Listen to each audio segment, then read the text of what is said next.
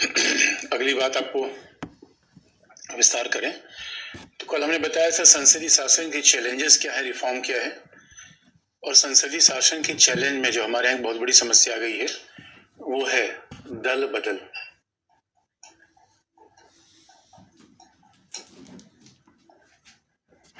अब दल बदल समस्या क्यों है, दल बदल क्यों समस्या है, क्या विचार लाया गया, समाधान क्या लाया गया और कहते क्या है, किसे हैं। तो दोस्तों समस्या इसलिए है कि आप जानते हो कि संसदीय शासन में कार्यपालिका प्रतिदिन का उत्तरदायित्व रखती है संसद के प्रति, यानी प्रतिदिन के उत्तरदायित्व के लिए कई तरीके मैंने बता दिए।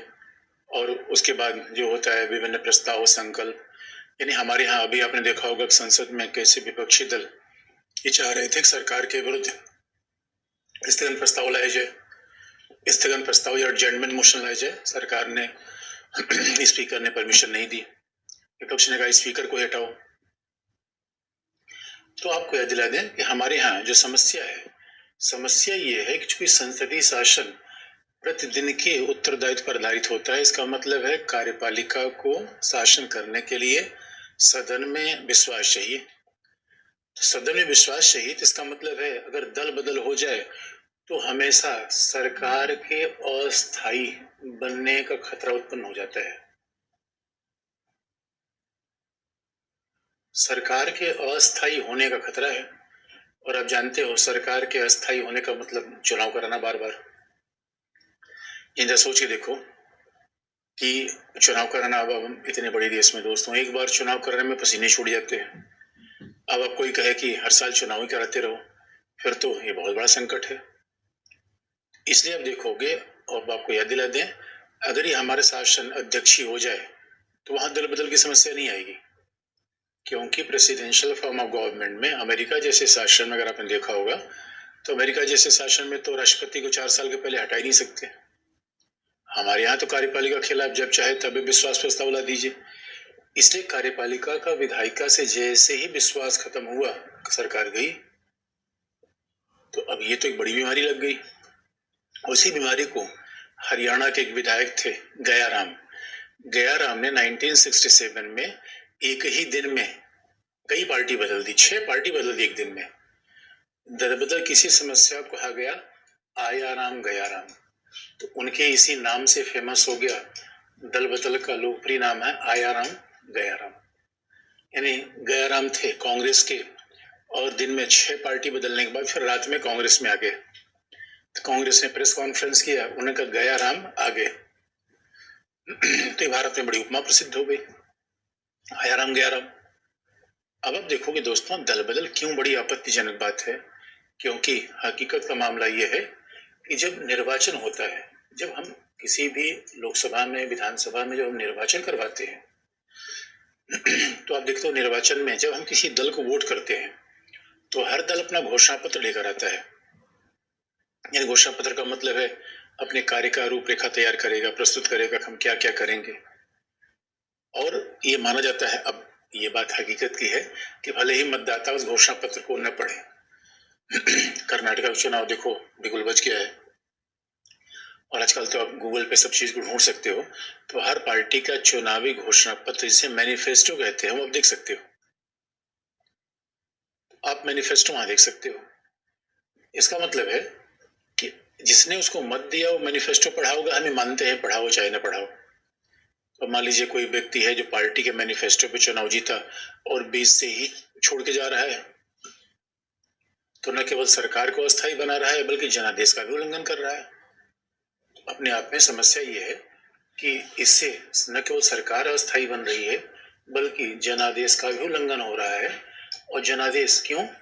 क्योंकि आपने पार्टी को वोट दिया था, आपने किसी व्यक्ति विशेष को वोट थोड़ी दिया था, उस पार्टी विचारधारा मैनिफेस्टो को वोट दिया था। इसलिए दल बदल एक बड़ी समस्या बन गई। अब आप देखोगे, और समस्या इससे नहीं बनी केवल दल बदल हो गया, संसदीय शासन पे भी सवाल उठने शुरू हुआ और जनता ने ये सोचना शुरू कर दिया भाई हमारे सांसद हैं, विधायक हैं, ये तो पैसे के लिए जहां चाहे उधर उधर चले जाते हैं। और दोस्तों जब दल बदल की बात करते हैं तो वो स्वाभाविक रूप में या तो निर्वाचित सांसदों या विधायकों के लिए है। दल बदल का मतलब है कि जो निर्वाचित सांसद विधायक हैं या कोई निर्दलीय उम्मीदवार निर्वाचित है, क्योंकि हमारे यहाँ कई ऐसे भी लोग निर्वाचित हो जाते हैं जो किसी दल से नहीं है। तो दल बदल की समस्या इनके पार्टी बदलने से होती है। यानी जो सांसद विधायक नहीं है, जो निर्वाचित नहीं है, वो किसी भी दल में चला जाए, इधर चला जाए, उधर चला जाए, उससे कोई फर्क होने वाला नहीं है, क्योंकि उससे सरकार गिरने खतरा नहीं होता। लेकिन इसलिए दल बदल का पूरा खेल जो है वो निर्वाचित लोगों के लिए होता है, न कि जो बाकी पार्टी में तो लाखों कार्यकर्ता हैं, लाखों कार्यकर्ताओं में इधर उधर कोई चला जाए, उसको दल बदल की समस्या नहीं है। निर्वाचित व्यक्ति जाएगा तो सरकार खतरे में आ जाएगी। इसलिए कई बार लोग दोस्तों इस कारण भी कहते हैं भारत में कि अध्यक्षीय शासन बना लिया जाए, क्योंकि ये तो बड़ी समस्या है। भारत जैसे देश में चुनाव कराना, भाई दोस्तों इतने बड़े देश में 5 साल में चुनाव कराने में फजीयत है। अब हर साल हम चुनाव ही कराएंगे। अमेरिका के बाद दूसरा सबसे महंगा चुनाव भारत का है, तो दोस्तों पहले लोगों को दलिया खिलाएं, खाना खिलाएं, चुनाव ही करवाते रहे। एक अजीब समस्या है। और ये समस्या ही 67 के बाद, तो शायद संविधान निर्माताओं ने ये समस्या की कल्पना नहीं की थी कि ऐसी भारत में समस्या आएगी। अब दूसरी बात है, जब समस्या समाधान इसका निकला, तो समाधान पहली बार निकाला गया राजीव गांधी सरकार ने। राजीव गांधी को भारी बहुमत मिला लोकसभा में, 400 से ज्यादा, 410 सांसद। तभी तक इतिहास में लोकसभा में इतना बड़ा बहुमत किसी को नहीं मिला था। और राजीव गांधी बड़े बिल्कुल युवा व्यक्ति थे, मिस्टर क्लीन कहलाते थे, क्योंकि पॉलिटिक्स में कोई उनका इतिहास नहीं था। पेशे से पायलट थे, तो वो दिल्ली जयपुर फ्लाइट उड़ाया करते थे। और दिल्ली जयपुर कहा जाता है कि उससे फ्लाइट सबसे नजदीक वाली फ्लाइट है।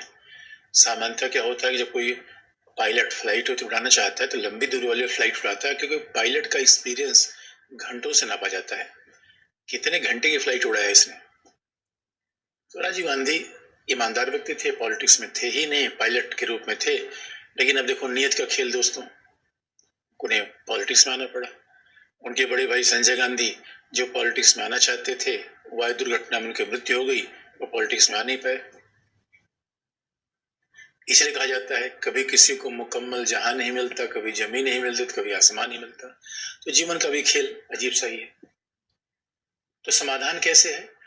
तो राजीव गांधी के द्वारा 52वां संविधान संशोधन, 52nd, राजीव गांधी सरकार के द्वारा 52वां संविधान संशोधन लाया गया और उससे दल बदल का प्रावधान कर दिया गया। और थोड़ा सा अच्छा बनाने के लिए, क्योंकि समस्या थी उसमें, तो इस 52वें संविधान संशोधन को फिर से संशोधित किया गया 91वें संविधान संशोधन के द्वारा। तो बल्कि वर्ष 2000 में फिर से अटल बिहारी वाजपेयी सरकार ने एक संविधान संशोधन लाया, तो थोड़ा सा फिर इसको चेंज किया गया। तो हमारे यहाँ दल बदल को रोकने के लिए जो प्रावधान लाया गया, 52nd अमेंडमेंट, 91st अमेंडमेंट, ये 2 अमेंडमेंट लाए गए। 91st अमेंडमेंट 52nd अमेंडमेंट में ही संशोधन था। अब इससे ये बात कह दी गई, इसका मतलब वर्तमान में तो हम 91st को पढ़ेंगे, क्योंकि 91st जो है 52वें संविधान संशोधन को मॉडिफाई करता है। अब आखिर में इसमें दल बदल किसको बताया गया है और कैसे रोका गया है, क्या समस्या है इससे? तो दोस्तों इसमें यह बता दिया गया कि आखिर में दल बदल किसे कहा जाएगा इस प्रावधान में। अच्छा, ये भी बड़ी ध्यान देने की बात है, हम सामान्यतः दल बदल एंटी डिफेक्शन एक्ट कहते हैं। हम सामान्यतः दल बदल को दल बदल अधिनियम कहते हैं, जबकि हकीकत की बात यह है कि जो चीज संविधान में शामिल हो जाए उसे अधिनियम क्यों कहा जाएगा? संविधान में शामिल हुई चीज को अधिनियम तो नहीं कहा जाएगा। अरे जो संविधान में हो संसदीय अधिनियम तो है नहीं, तो लोकप्रिय रूप में से अधिनियम कहा गया, एंटी डिफेक्शन एक्ट। हकीकत की बात है कि ये 10वीं सूची में शामिल किया गया, संविधान में शामिल किया गया। अब इसमें यह बताया गया कि दल बदल का अभिप्राय क्या है, डिफेक्शन का। और दोस्तों ये भारत में एक बड़ी समस्या है। ब्रिटेन में समस्या नहीं है, भले ही वहां संसदीय शासन है। अमेरिका में तो जो एक पार्टी में रहा वो जीवन भर उसी पार्टी में रह गया। हमारे यहाँ इसकी गारंटी नहीं है, इसलिए कहा जाता है हमारे यहाँ भी थोड़ा सा चेंज है, वहां से थोड़ा अलगाव तो ही है। तो दल बदल का अभिप्राय होता क्या है कि दोस्तों, कोई भी निर्वाचित दल का सांसद या विधायक, क्योंकि याद रखो दोस्तों, सांसद या विधायक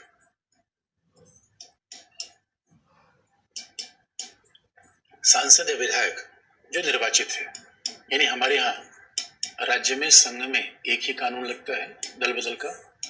जो सांसद या विधायक निर्वाचित है, यदि अपने दल की सदस्यता का परित्याग करता है,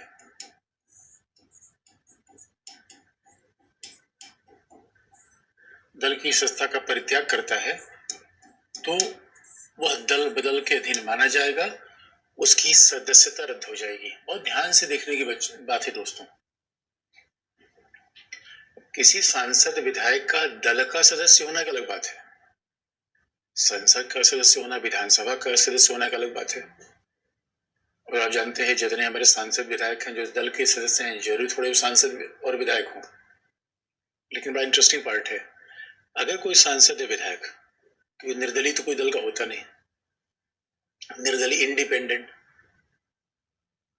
तो निरंकारी है, तो जो सांसद विधायक दल की सदस्यता का परित्याग कर देता है, अगर मान लीजिए कोई सांसद है नवजोत सिंह सिद्धू ने, अगर बीजेपी पार्टी को, हर पार्टी की मेंबरशिप होती है, बात ध्यान सुनने की है, हर दल की मेंबरशिप होती है, मेंबरशिप में बाकायदा फॉर्म भरा जाता है, कुछ पैसा जमा होता है, उसकी राशि होती है, तो तब से हम दल के मेंबर हो गए, और दल के मेंबर हो गए, बाद में चुनाव लड़ लिया, सांसद विधायक भी हो गए।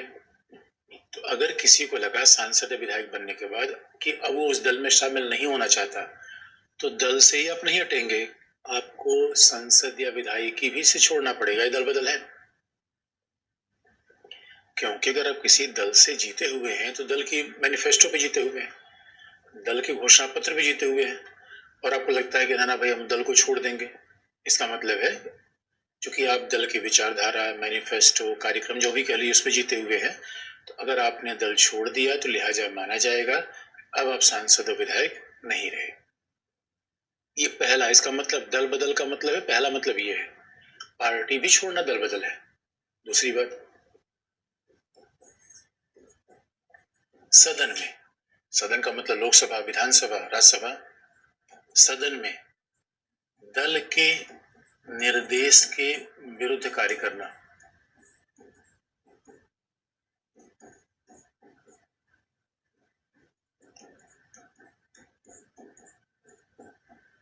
इसको दोस्तों कहते हैं व्हिप। आप याद रखो, जैसे क्लास में मॉनिटर होता है, वैसे हर संसदीय दल, विधायक दल ने एक अपने सांसद को जिम्मेदारी दे रखी है कि सारे सांसदों को बहोरते रहो, क्योंकि भाई एक सांसद को जिम्मेदारी होनी चाहिए कि मान लो कि सदन में कहीं मतदान है, अब सदन में मान लो कांग्रेस के एक सांसद को जिम्मेदारी होनी चाहिए कि जो सभी को कहे भैया काला कपड़ा पहन कर आना है। जरा सोच के देखिए कैसे सांसद को पता चलता है काला ही कपड़ा पहन कर आना है। तो एक सांसद को जिम्मेदारी दी जाती है जिसका नाम व्हिप है, सचेतक, हिंदी में कहते सचेतक। तो व्हिप का ये काम है कि सबको बता दे कि भैया आपको आना है, सदन में आना ही नहीं बल्कि करना क्या है, हंगामा करना है, मतदान में कहाँ वोट देना है, ये सारा दल का निर्देश होता है। और यदि इसी को हम कहते हैं व्हिप, व्हिप का मतलब निर्देश, व्हिप एक सांसद है, सचेतक, तो जो सचेत करता रहता है, अलार्म करता रहता है कि भैया आप इस पार्टी मेंबर हैं तो पार्टी लाइन पर ही आप कार्य करना पड़ेगा। अब ये नहीं पूरा कांग्रेस बीजेपी का विरोध कर रही है तो उसमें एक सांसद आ जाएगा, ना भाई हम तो नहीं मानते, तो इसका मतलब उसे दल बदल माना जाएगा, उसकी सदस्यता रद्द हो जाएगी, ये भी दल बदल है। तो सदन में दल के निर्देश के विरुद्ध कार्य करना दल बदल है, निर्देश के विरुद्ध मतदान करना दल बदल है। निर्देश के विरुद्ध मतदान करना या न करना दोनों है, यानी सचेतक कह रहा है भैया मतदान करो, हमने नहीं किया, सचेतक कह रहा है किसके पक्ष में मतदान मत करना, हमने कर दिया। यानी दल के निर्देश के हिसाब से अगर नहीं काम किए तो हम दल बदल के शिकार माने जाएंगे, दल बदल के शिकार माने जाएंगे। फिर आप कहेंगे सर ये तो बात ठीक हो गई, लेकिन निर्दलीय के लिए क्या होगा? ये तो निर्वाचित विधायक है, इनके लिए हो गया। निर्दलीय के लिए क्या होगा? तो दोस्तों क्योंकि हमारे यहाँ सदन में जो सांसद या विधायक होते हैं उनकी 3 श्रेणी है। पहले निर्वाचित, पहले दल के सदस्य। तो दल के निर्वाचित सदस्य के बारे में दल बदल कैसे होगा ये हमने आपको बता दिया। दूसरे होते हैं जो निर्वाचित है लेकिन किसी दल से नहीं है, निर्वाचित है लेकिन इंडिपेंडेंट है। ये क्या है? स्वतंत्र है, ये निर्दलीय है। निर्वाचित तो है लेकिन निर्दलीय है। तीसरे मनोनीत है, जैसे राज्यसभा में 12 लोग मनोनीत होते हैं। तो दल बदल अधिनियम सभी पर लागू होता है, लोकसभा के सदस्य पर, विधानसभा के सदस्य पर, विधान परिषद के सदस्य पर, सही पर लागू होगा। तो अभी तो हमने बताया केवल दल के निर्वाचित सदस्य की कंडीशन बताई, इनके मामले में दल बदल क्या होगा। लेकिन अगर कोई निर्दलीय व्यक्ति कभी भी किसी राजनीतिक दल की सदस्यता ले ले तो वो अयोग्य हो जाएगा, उसे दल बदल का शिकार माना जाएगा, लिहाजा उसकी मेंबरशिप खत्म। तो यहाँ क्या कहा गया?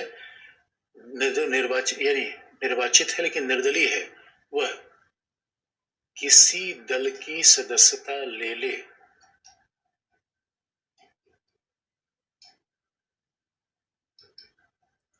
सदस्यता प्राप्त कर ले तो उसे दल बदल का शिकार माना जाएगा और उसे अयोग्य घोषित कर दिया जाएगा, उसकी सदस्यता चली जाएगी, ये सांसद विधायक की चली जाएगी। निर्दलीय है और बात ध्यान रखने की है, निर्दलीय व्यक्ति मंत्री हो सकता है, पार्टी का मेंबर नहीं हो सकता। किसी पार्टी में शामिल नहीं होगा कि वो निर्दलीय चुनाव जीत कर आए तो पार्टी में कैसे शामिल होगा? और निर्दलीय का तो कोई मैनिफेस्टो होता नहीं, दल का मैनिफेस्टो है। और फिर मनोनीत क्या है? जैसे सचिन तेंदुलकर थे, अभी तो लोकसभा मनोनीत है नहीं, राज्यसभा मनोनीत है। तो मनोनीत सदस्य 6 महीने के बाद, अगर मनोनीत सदस्य 6 महीने के बाद किसी दल की सदस्यता ले ले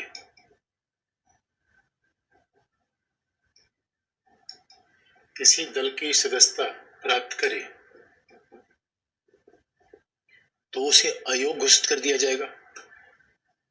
आप पूछोगे सर 6 महीने बाद क्यों? उसका मतलब 6 महीने पहले ले ले तो नहीं? हाँ, अगर 6 महीने पहले वो किसी दल की सदस्यता ले लेता है तो उसकी सदस्यता पर कोई फर्क नहीं पड़ेगा, लेकिन वो 6 महीने बाद नहीं होना चाहिए। आप कहोगे ऐसा क्यों? दोस्तों कारण ये है कि जो देखो हमारे यहाँ दोस्तों जो नॉमिनेट होता है, अब सांसद बनना इतना आसान थोड़ी है। किसी को सांसद कैसे बनाया जाता है? पार्टी के लोग बनाते हैं। तो जिस पार्टी ने किसी को नॉमिनेट किया तो माना जाएगा 6 महीने बाद वो सांसद या विधायक उस पार्टी का मेंबर अपने आप हो गया। इसलिए 6 महीने की शर्त रखी गई है कि 6 महीने में अगर आप 6 महीने के भीतर कोई पार्टी ज्वाइन कर लेते हैं तब तो ठीक है, क्योंकि 6 महीने के बाद उसी पार्टी मेंबर हो गए जिसको आपने नॉमिनेट किया करवाया था। इसे तो जग जाहिर है सचिन तेंदुलकर को कांग्रेस ने मनोनीत करवाया था, तो ये मान लिया जाएगा 6 महीने के बाद कांग्रेस के मेंबर हो गए, इसलिए 6 महीने के बाद रोका गया है। ये दल बदल का मतलब है।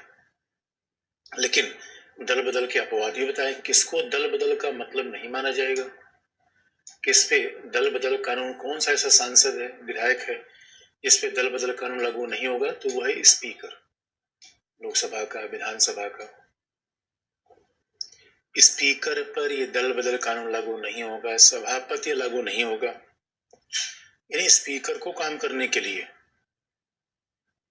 क्योंकि भाई स्पीकर काम करने के लिए, यानी हमारे यहाँ जो भी स्पीकर हैं बिरला, तो बिरला को काम करने के लिए बीजेपी निर्देश नहीं देगी, उनको निर्देश नहीं दे सकता। निर्देश दे तो भी वो कहीं वोट कर सकते हैं, क्योंकि सामान्यतः स्पीकर वोट करता ही नहीं। स्पीकर तब वोट करता है जब पक्ष विपक्ष के बीच में टाई हो जाए।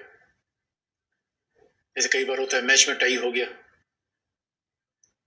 तो उसके बाद फिर निर्धारित होता है मैच, तो टाई होने पर यानी पक्ष विपक्ष दोनों के वोट बराबर हो गए, उस कंडीशन में स्पीकर वोट दे सकता है। आज तक के संसदीय इतिहास में भारत में संसद में कभी ऐसा नहीं हुआ कि स्पीकर को वोट देने का मौका मिला, किसी भी स्पीकर को। मैं मावलंकर से लेकर आज तक बात कर रहा हूँ।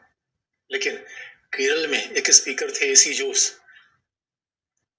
उनका इतिहास है 7 बार कास्टिंग वोट किया था, निर्णायक मत। निर्णायक मत का मतलब है जब मामला पक्ष विपक्ष में बराबरी का गया तो उसमें स्पीकर वोट करेगा, लेकिन स्पीकर किधर वोट करे उसका अपना विवेक है, उस पे पार्टी का व्हिप नहीं लागू होता, उस पे पार्टी का निर्देश लागू नहीं होगा। स्पीकर अपवाद है। दूसरा, यदि यदि किसी राजनीतिक दल के द्वारा किसी सांसद या विधायक को स्वयं दल से निकाल दिया जाए,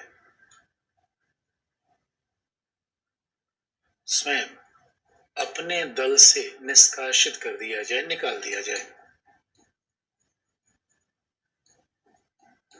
स्वयं अपने दल से निष्कासित कर दिया जाए।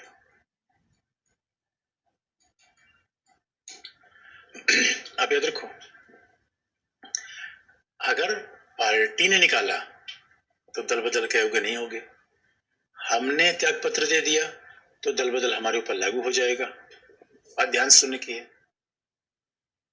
इसलिए अब देखो, एक्सेप्शन बाय पार्टी कर निकाल रही किसी को तो फिर वो दल बदल नहीं होगा।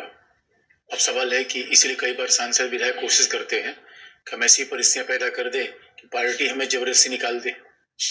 जो पार्टी निकालेगी तो कम से कम पार्टी से जाएंगे, संसदीय विधायक तो बची रहेगी, और हम त्याग पत्र दे देंगे तो पार्टी भी जाएगी, संसदीय विधायक भी जाएगी। इसलिए आप देखो, दिल्ली में एक मामला था जहां पे आम आदमी पार्टी ने कपिल मिश्रा को अपनी पार्टी से निकाल दिया था, तो उनकी विधायकी नहीं गई। और समाजवादी पार्टी में एक बार अमर सिंह सांसद थे, तो मुलायम सिंह यादव को रोज गाली देते थे, तो मुलायम सिंह यादव को लगाया तो पार्टी में प्रॉब्लम पैदा कर रहे हैं, तो उन्होंने पार्टी से निकाल दिया। लेकिन उनकी संसदीय सदस्यता नहीं गई, क्योंकि पार्टी से तो पार्टी निकाला, संसद ने त्याग पत्र दिया नहीं। दूसरा अपवाद है। एक तीसरा अपवाद है कि जब किसी दल के निर्वाचित सदस्यों, किसी दल के निर्वाचित सदस्यों के 2/3 सदस्य अन्य दल में विलय कर लें,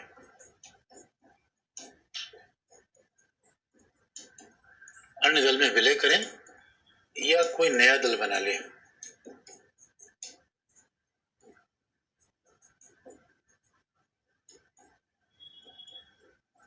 अन्य दल में विलय कर लें या कोई नया दल बना ले तो भी ये डिस्क्वालिफाइड नहीं होंगे, अयोग्य नहीं होंगे, इनकी सदस्यता रद्द नहीं होगी। जैसे महाराष्ट्र में देखो हुआ, महाराष्ट्र में बड़ा एक दिलचस्प घटनाक्रम हुआ कि पार्टी की शिवसेना के 2/3 विधायक टूट गए। तो कई बार लोग मजाक में कहते हैं कि दल बदल कानून है कि भाई अकेले जाओगे तो मरोगे, इससे अच्छा है पूरी 2/3 लोगों को लेके चलो। और हमारे यहाँ तो कई बार पूरी पार्टी के लोग ही दल बदल कर जाते हैं। राजस्थान में बीएसपी के 6 विधायक थे, 6 के 6 कांग्रेस में चले गए, 100% विलय हो गया, तो उनकी सदस्यता नहीं गई। और हमारे यहाँ तो कई छोटे छोटे राज्यों में तो कई ऐसी पार्टी है जिनके कुल मेंबर ही 5 है, तो भैया 5 में तो 2/3 बड़ा आसान है।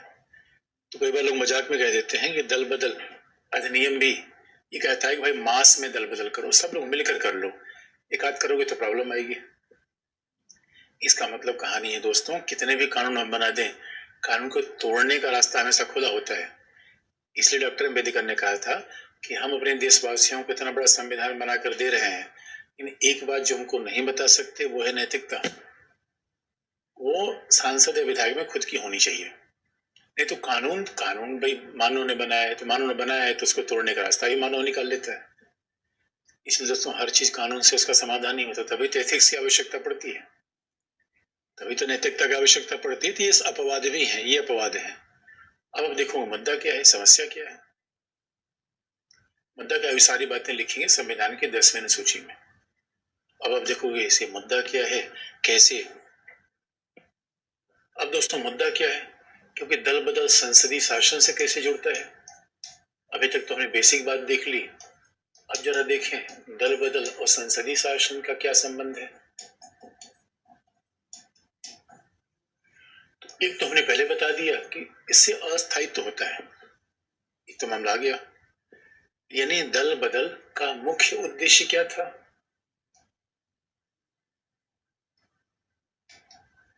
इस सरकार को स्थायी बनाना, अस्थायित्व रोकना।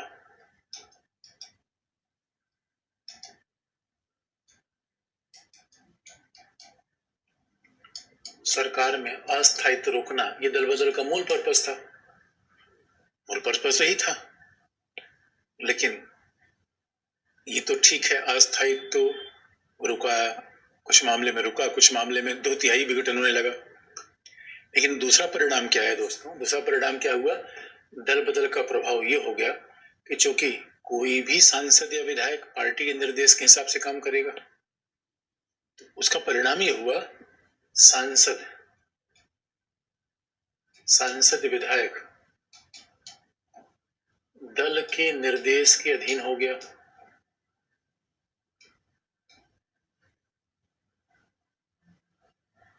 दल के निर्देश के अधीन हो गया। सांसद विधायक की स्वतंत्रता समाप्त हो गई।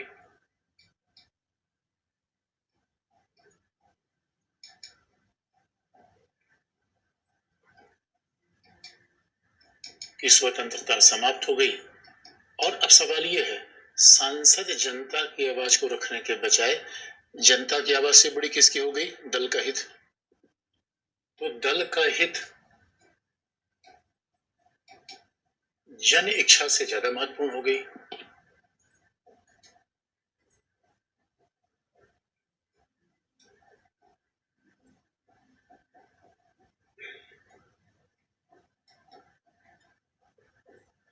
दल का हित जनता की इच्छा से ज्यादा महत्वपूर्ण हो गई।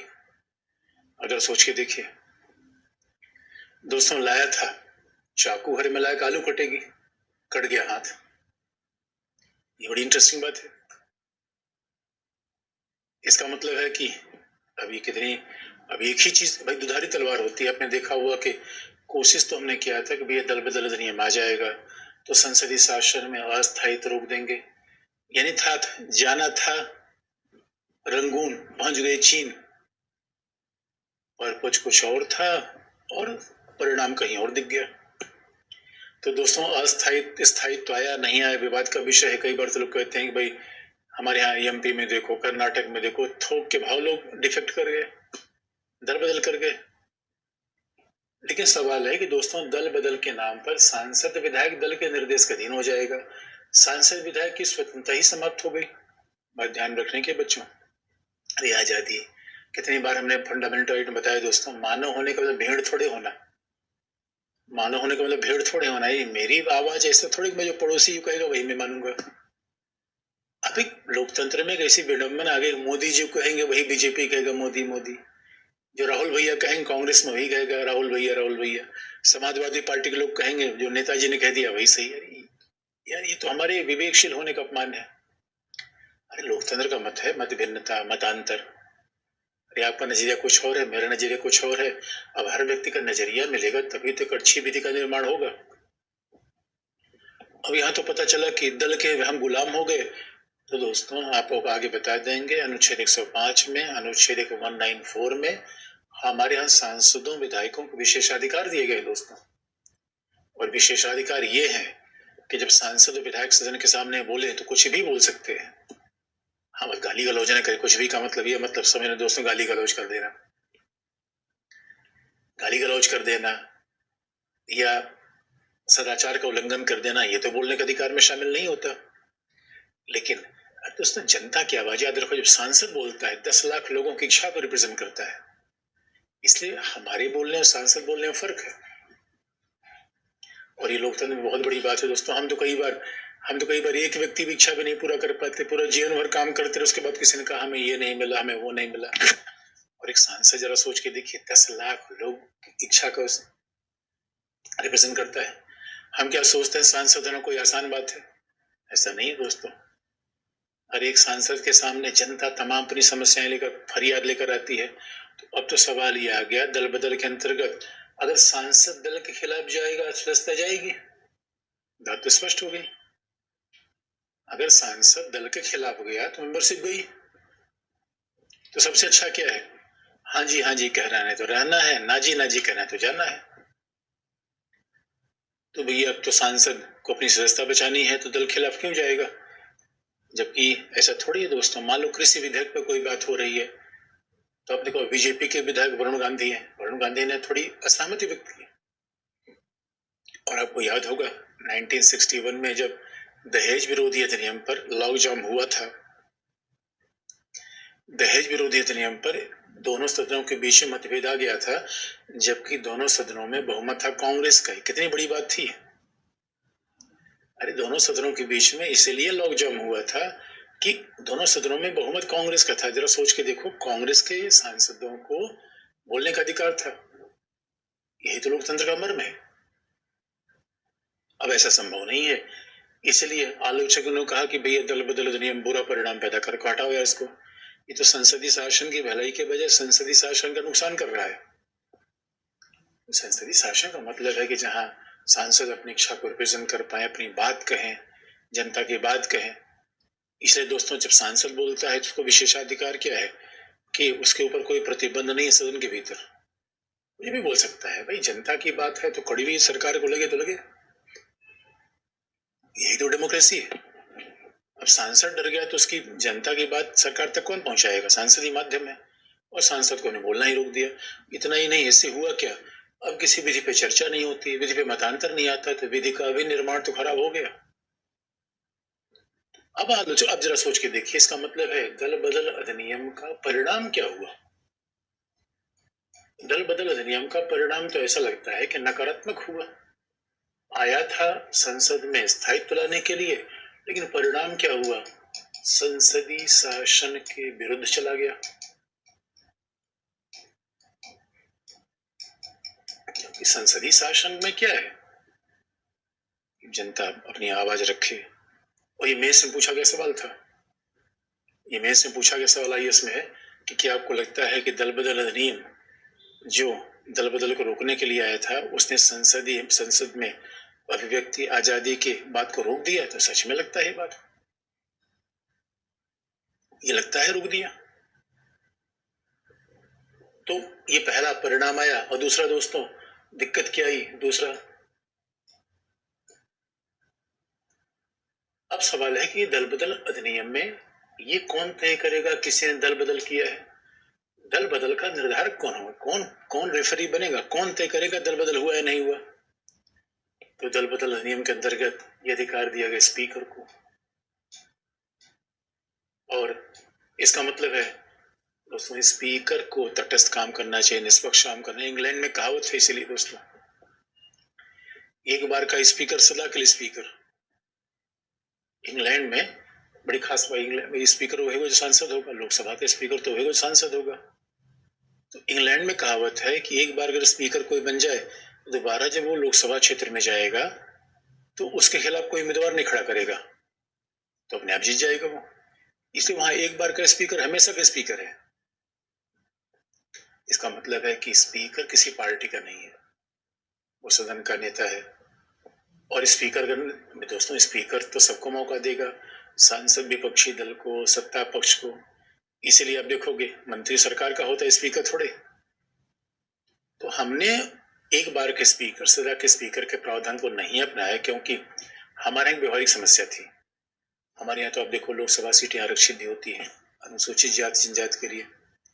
तो मान लो हमने कह दिया भाई यही स्पीकर की सीट रहेगी और वो आरक्षित अगली बार हो गई, तो एक बार की सीट सदा की सीट नहीं हो पाएगी। फिर हमने ये भी सोचा कि भारत में लोकतंत्र अभी थोड़ा सा बच्चा है, लोकतंत्र संक्रमण काल में है, पासिंग फेज में है, धीरे धीरे चल रहा है।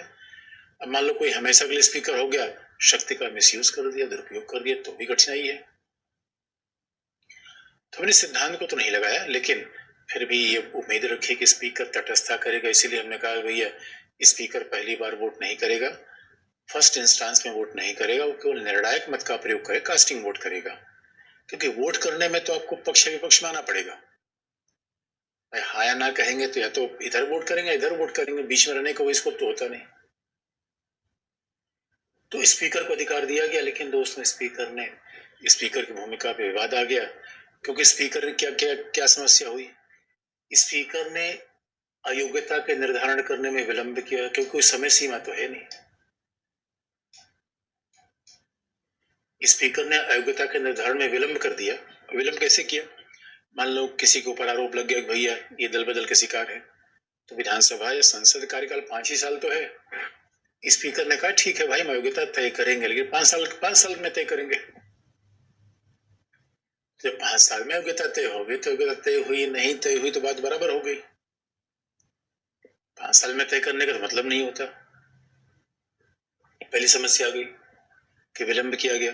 दूसरा समस्या क्या होगी, अब इतना टेक्निकल मामला, कर्नाटक और मध्य प्रदेश में इतना टेक्निकल मामला आया कि अब आप जानते हो, मान लो कोई विधायक है, सांसद है, खुद ही त्याग पत्र दे रहा है, खुद ही विधायक सांसद ही खुद छोड़ दिया, तो उस पर ऊपर दल बदल अधिनियम लगाने कोई मतलब नहीं। भाई खुद ही त्याग पत्र दे रहा है, दल बदल क्या मतलब, सदन का सदस्य ही नहीं रहा। लेकिन कर्नाटका और या एमपी में तो बड़ा विवाद हुआ पिछली सरकारों में, क्योंकि हुआ ये कि कर्नाटका में लगभग आधे से ज्यादा विधायकों ने त्याग पत्र दे दिया। ये बड़ा मध्य प्रदेश में ऐसा हुआ। और जब उन्होंने त्याग पत्र दिया तो स्पीकर त्याग पत्र ले ही नहीं रहे थे। स्पीकर ने कहा था ना, हम इन लोगों का त्याग पत्र मैं नहीं लूंगा, इन सबको डिस्क्वालीफाई करूंगा, इन सबको दल बदल अधिनियम के अंतर्गत इनको डिस्क्वालीफाई करूंगा। तो आप पूछोगे सर कि बात तो एक ही हो गई। अरे चाहे वो डिस्क्वालीफाई करें, चाहे वो खुद रिजाइन कर दें, दोनों कंडीशन में सस्ता समाप्त हुई। लेकिन इसमें टेक्निकल मामला फंसा है। टेक्निकल मामला ये है कि 91st अमेंडमेंट से ये कह दिया गया है कि यदि कोई दल बदल के अंतर्गत सांसद या विधायक अयोग्य हो जाए तो वो कभी मंत्री के रूप में नियुक्त नहीं होगा जब तक कि वो नए रूप में निर्वाचित होकर न आए या विधानसभा या लोकसभा कार्यकाल न खत्म हो जाए।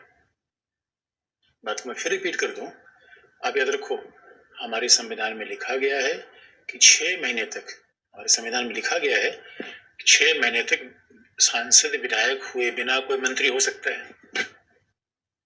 ये ध्यान में रखने की बात है। ये 6 महीने के लिए तो कोई भी सांसद या विधायक हुए बिना मंत्री हो सकता है। अब इसका ये मतलब नहीं कि सारे मंत्री सांसद या विधायक नहीं होंगे। इसका मतलब ये रखा गया है 6 महीने के भीतर वो किसी न किसी तरह की सस्ता ले लेगा। तो आप याद रखो, लेकिन ये अपवाद उन लोगों के लिए, ये प्रावधान उन लोगों के लिए लागू नहीं होगा जो दल बदल के अंतर्गत अयोग्य हो गए हैं। और ये दल बदल के अंतर्गत अयोग्य हुए, इसका मतलब उनकी सांसद विधायक की चली गई, तो उन्हें तो क्या 6 महीने के मंत्री बनाया जा सकता है?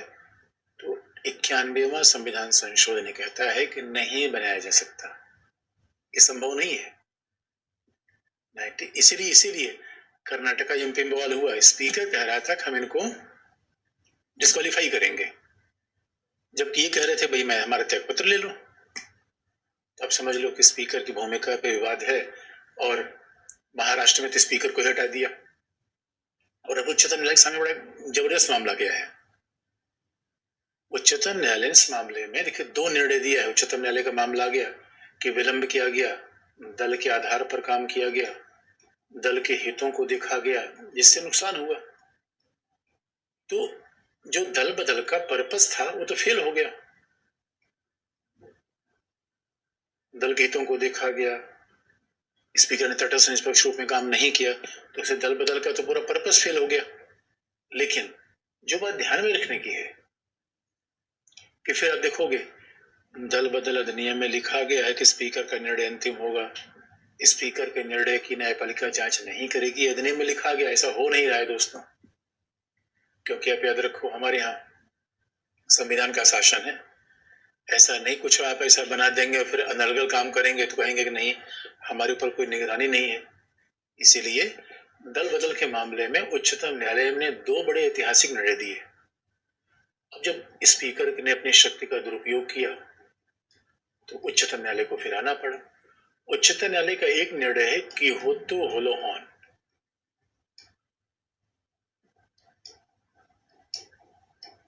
कि होतो होलोहॉनवाद जो आया 1994 में। दूसरा है नाबेम राबिया केस, और नाबेम राबियावाद तो भी 4-5 साल पहले आया था, अरुणाचल में लफड़ा हुआ था।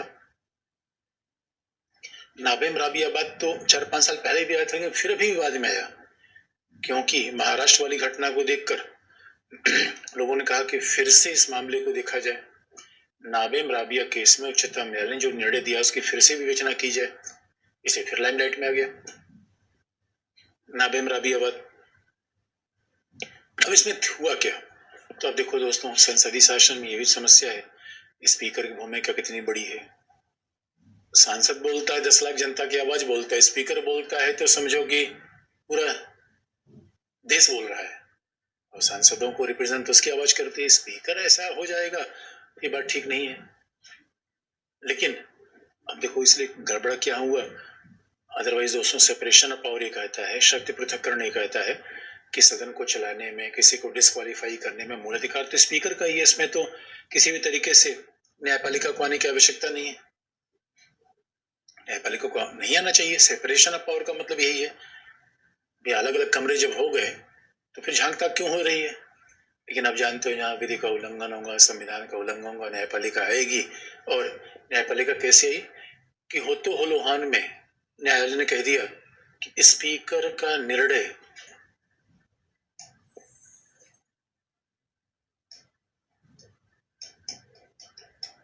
कि होतो होलोहान में यह कह दिया गया, स्पीकर का निर्णय न्यायिक पुनरावलोकन के अधीन है।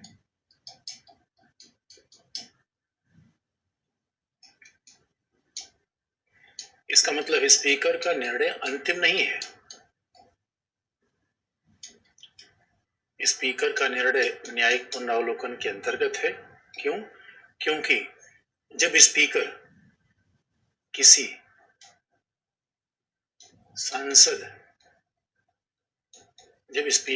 सांसद या विधायक की अयोग्यता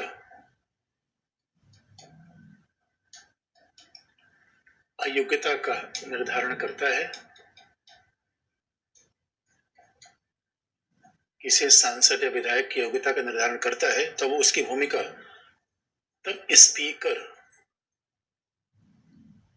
अर्ध न्यायिक संस्था के रूप में काम कर रहा है, क्वासी जुडिशियल बॉडी। ये बात बड़ी महत्वपूर्ण भूमिका है। यानी स्पीकर भाई सदन को संचालित करता है। स्पीकर तय करेगा सदन कब चले, कब न चले, कब भोजन अवकाश हो, कब प्रश्न पूछा जाए, स्पीकर तय करेगा। तो कोई होतो होलोहान में कहा गया, एक तो है स्पीकर की प्रक्रिया के निर्माण की शक्ति। एक स्पीकर क्या करता है? सदन के संचालन की प्रक्रिया का निर्माण करता है। अब सदन के संचालन की प्रक्रिया का मतलब है, कल के स्पीकर कहे कि भैया लोकसभा में जो लंच होगा 1 बजे 2 बजे के बीच में नहीं होगा, वो 12 बजे ही होगा। कोई उच्चतम न्यायालय में चला जाएगा, ना भैया हमें तो 1 बजे भूख लगती है, 12 बजे कैसे होगा? तो न्यायालय कहेगा भाई इसमें आप स्पीकर की बात सबसे पहले आएगी, हम इसमें नहीं देखेंगे। ये सदन के संचालन की प्रक्रिया के निर्माण का अधिकार स्पीकर का है। जैसे कि उच्चतम न्यायालय में कोई बेंच बनाना है तो उसमें स्पीकर थोड़ी जाएगा। उच्चतम न्यायालय में 5 न्यायाधीशों की बेंच हो, 6 की हो, 7 की हो, और कौन सा मामला किस बेंच को सौंपा जाए ये तो मुख्य न्यायाधीश तय करेगा। स्पीकर कैसे तय कर सकता है? यही तो शक्तियों का पृथक्करण है। तो न्यायालय ने कहा ये ठीक बात है कि इसमें हमारे को हस्तक्षेप नहीं, लेकिन सदन का संचालन और किसी सांसद की अयोग्यता दोनों अलग अलग विषय हैं। सदन का संचालन अलग विषय है, सांसदों को योग्यता का निर्धारण अलग विषय है। जब सांसद को डिस्क्वालीफाई करता है, भाई सांसद निर्वाचित होकर आ रहा है, उसको ऐसे आयोग कैसे कोई कर देगा? जनता निर्वाचित होकर भेजा है, 5 साल के लिए, ऐसा तो नहीं जन्म जाते। तो अगर स्पीकर उसको डिस्क्वालीफाई कर रहा है, बहुत बड़ी बात हो गई। इसलिए अब देखो, लेकिन न्यायालय ने क्या कहा ना भाई, स्पीकर इस समय किसी को डिस्क्वालीफाई कर रहा है, वो जज के रूप में काम कर रहा है, ये प्रक्रिया का मामला नहीं है। ये स्पीकर का अर्ध न्यायिक काम है। अर्ध न्यायिक का मतलब आधा न्यायिक आधा प्रशासनिक। अर्ध न्यायिक का मतलब है कि आधा न्यायालय जैसे उसकी भूमिका है, आधी उसकी भूमिका प्रशासन जैसे है। यहां पर वो घालमेल नहीं कर सकता। यहां पर वो घालमेल नहीं करेगा। इसलिए आप देखोगे स्पीकर की भूमिका क्या है, अर्ध न्यायिक है। और अर्ध न्यायिक भूमिका है, भैया आप आधे न्यायाधीश के रूप में काम कर रहे हो। हाँ, पूरा न्यायाधीश कौन है? उच्चतम न्यायालय का न्यायाधीश। पूरा प्रशासनिक कौन है? आईएएस। स्पीकर न तो आईएएस जैसा है न न्यायाधीश जैसा है, बीच की भूमिका का निर्वाह कर रहा है। किसी को डिस्क्वालीफाई करना, क्वालिफाई करना, ये तो न्यायपालिका जैसा काम है। और यहीं से अब आप देखोगे, जैसे स्पीकर दल बदल के मामले में कोई निर्णय करता है, तुरंत मामला न्यायपालिका के पास जाता है। महाराष्ट्र का मामला इसका एग्जाम्पल है। महाराष्ट्र का मामला इसका एग्जाम्पल है। इसलिए अब देखोगे दोस्तों, ये भी तो संसदीय शासन की विडंबना है कि ये बताओ, स्पीकर काम को न्यायालय अगर हस्तक्षेप करेगा, और हस्तक्षेप क्या करेगा? लॉजिकल है, ये करना ही पड़ेगा न्यायालय को। कि दोस्तों, हमारा देश विधि से चलता है, व्यक्ति से नहीं। यानी हमारे यहाँ राहुल भैया को न्यायालय ने दंडित किया है, मोदी ने थोड़ी दंडित किया है। न्यायालय हमारे किसे दंडित कर सकता है? लालू प्रसाद यादव को न्यायालय ने दंडित किया है। ये व्यक्ति का शासन नहीं है, विधि का शासन है। तो स्पीकर ऊपर थोड़ी होगा। ओम बिरला का शासन नहीं है, ये शासन तो संविधान और विधि का है।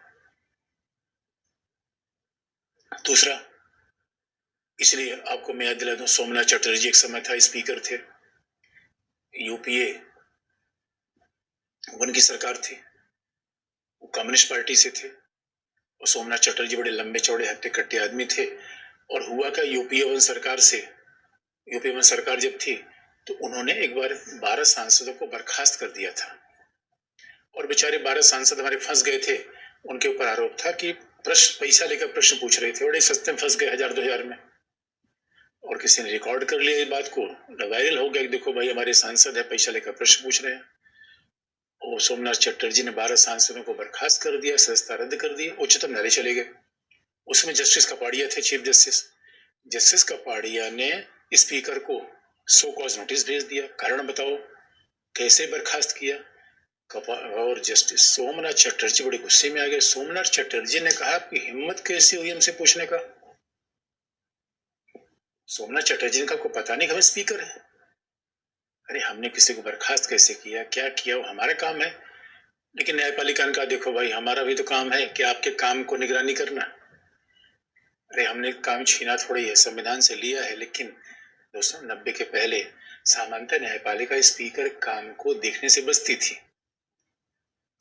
क्योंकि ये भी एग्जाम्पल है, पहले स्पीकर भी तो उस किस्म के हुआ करते थे। और दल बदल की समस्या भी नहीं थी, कांग्रेस का प्रचंड बहुमत था। लेकिन जैसे दल बदल की समस्या गठबंधन सरकारों के बाद बढ़ने लगी, गठबंधन जहां अनेक दल मिलकर सरकार बनाए, वहां समस्या बढ़ने लगी। तो पहला निर्णय कि वो तो हलवान का आया, और दूसरा नाबेम राबिया का। इसके फिर से पुनरावलोकन की मांग की जा रही है।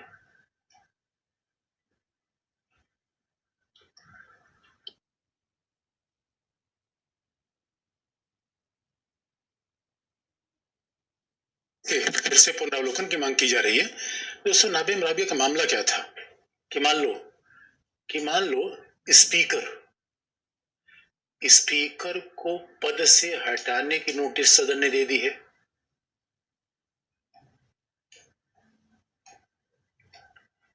क्योंकि 14 दिन के पहले स्पीकर को पद के हटाने की नोटिस दिया जा सकता है।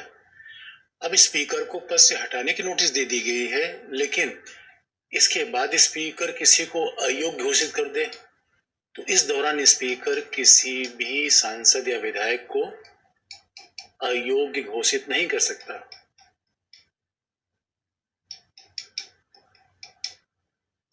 महाराष्ट्र में एग्जैक्टली यही हुआ और ये मूल घटना थी केरल आसाम की।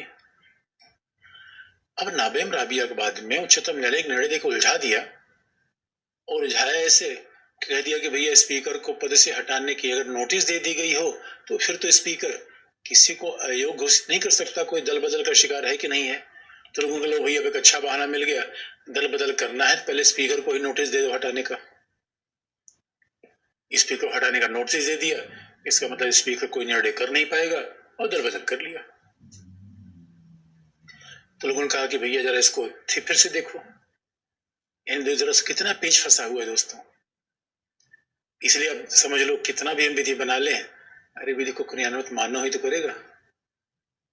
तो जब तक मानवीय व्यवहार में ऐसे परिवर्तन नहीं होंगे तब तक तो मामला बनेगा नहीं, तब तक तो मामला बन नहीं पाएगा। लेकिन आप कहोगे सर फिर ये बताओ इन विवादों के बीच में क्या दल बदल और संसदीय लोकतंत्र एक साथ चल सकते हैं? इस मामले को पूछा कुलदीप नैयर के से पूछा गया था।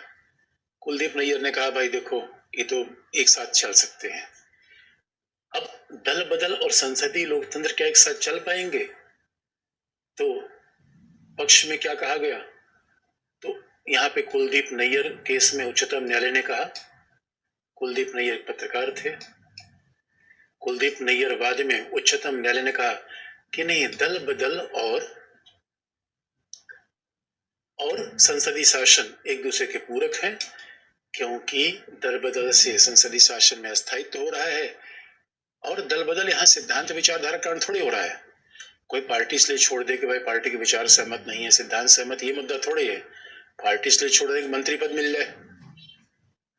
इसलिए कुलदीप नैयर केस में उच्चतम न्यायालय ने कहा कि भैया जो पार्टी लोग छोड़ रहे हैं वो तो केवल मंत्री पद के लिए, इसलिए बिल्कुल है ठीक है, ये होना चाहिए। लेकिन आप कहोगे फिर दल बदल के साथ संसदीय शासन का सामंजस्य कैसे किया जाए? तो इसका विकल्प है दल बदल का प्रयोग। दल बदल का प्रयोग चयनात्मक रूप में होना चाहिए।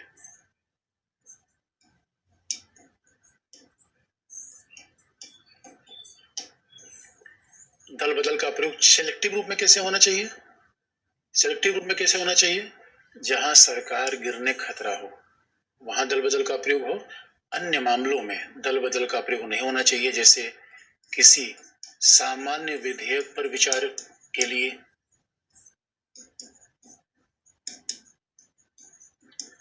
सामान्य विधेयक पर विचार के लिए व्हिप नहीं जारी होनी चाहिए। सामान्य विधेयक पर विचार के लिए तो यहां तो सांसद अपने पार्टी से अलग स्टैंड ले सकता है। हाँ, जहां अविश्वास प्रस्ताव है, जहां पे अनुदान की मांग पर मतदान है, वहां पर दल बदल अधिनियम लागू होना चाहिए।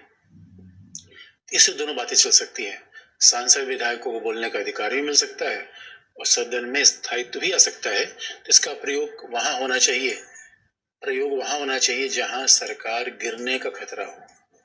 और सरकार गिरने खतरा कहां होगा? इसका प्रयोग केवल वहां हो जहां सरकार गिरने खतरा हो। तो सरकार गिरने खतरा कहां होगा? वो कहां होगा? जहां पे अविश्वास प्रस्ताव हो, अनुदान की मांग पे कोई मतदान हो, तो यहाँ पे सरकार गिरने खतरा है, तो वहां पे हो सकता है, बाकी मामलों पे नहीं। यानी कोई चर्चा हो रही है, कोई प्रस्ताव ला रहा है, कोई विधेयक ला रहा है, तो उस पे दल बदल का प्रावधान लागू नहीं होना चाहिए। यही है दल बदल के बारे में प्रावधान। और आपको यह भी दिला दे, उच्चतम न्यायालय ने तो यह भी कह दिया है कि दल बदल के निर्णय की शक्ति स्पीकर को नहीं दी जाए। इसलिए तो हम ट्रिब्यूनल बना ले, अधिकरण बना ले, जिसमें अनेक लोग शामिल होंगे, वो निर्णय करें। उसमें न्यायाधीश को भी शामिल किया जाए, क्योंकि स्पीकर की भूमिका पे विवाद जारी है। यह दल बदल दोस्तों संसदीय शासन। अब उसके बाद है अध्यादेश और प्रदत्त विधायन, लेकिन अध्यादेश हम देखेंगे कल। आज के लिए इतना ही। नमस्कार दोस्तों।